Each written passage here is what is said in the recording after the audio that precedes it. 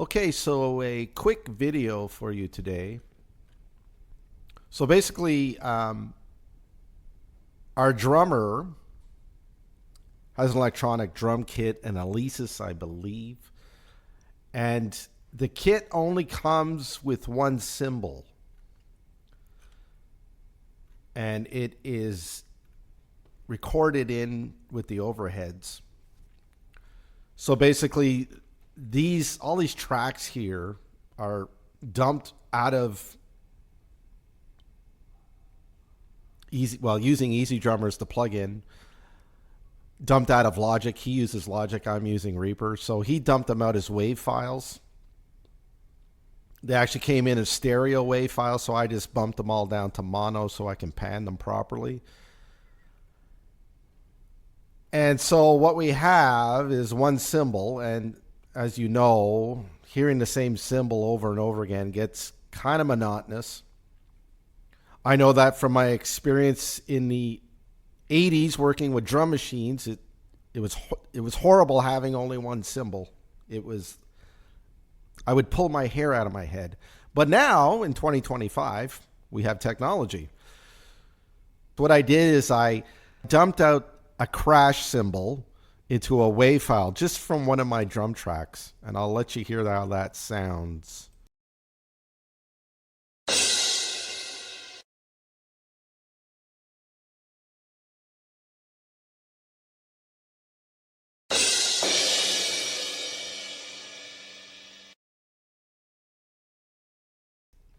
So what now that gives me is the ability to replace all these crashes here. Like, listen to this one.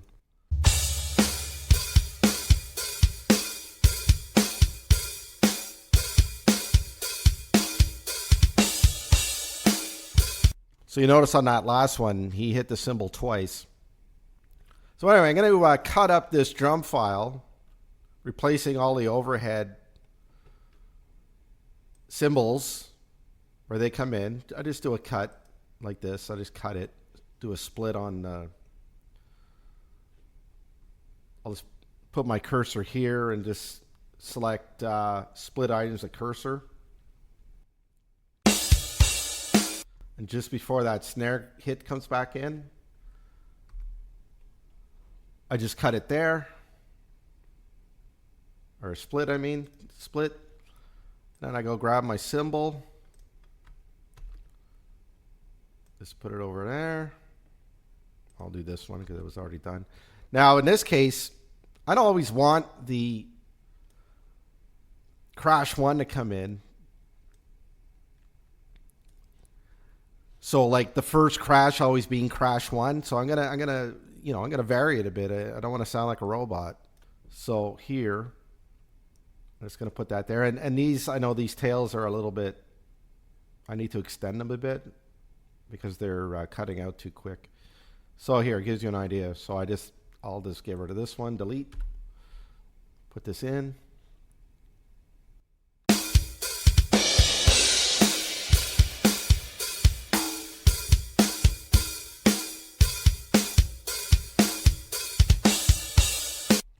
I don't know about you, but I think that sounds 100 times better.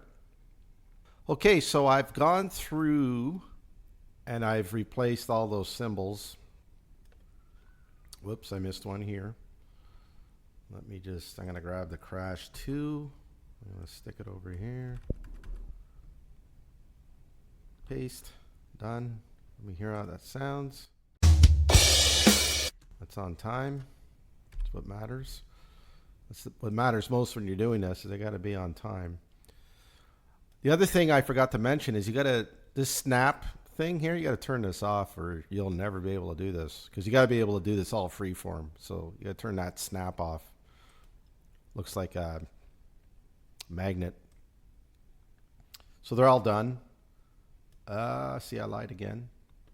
Just a little bit of cleanup now. And then in some places, some I left. Because that cymbal doesn't sound so bad. The one that he recorded on this part. On that part, I have to leave it. I'm not gonna try and replace every cymbal there. That's just wouldn't make sense. But what I do is when he comes out of that pattern, I hit a crash here, one of the crashes I brought in. And then back into his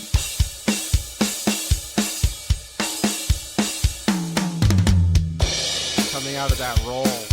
Coming out of that roll, I added a crash. And then I'm back into it here. So you get the idea. And then the ending, he's doing that same pattern again, and I added these here. This is the actual ending I forgot to delete. And I'm just cleaning up as I go.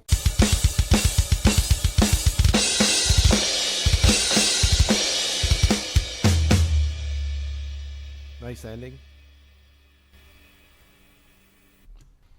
So I'm going to complete this song and lay down a bass track, and we're going to get rolling on this song. The drummer and I, he's also a guitarist, so he's an amazing guitarist, so he'll slap his guitar parts, I'll do some vocals, and we'll have a song done. All right, well, thanks for listening and watching, and I'll catch you again next time. Bye for now.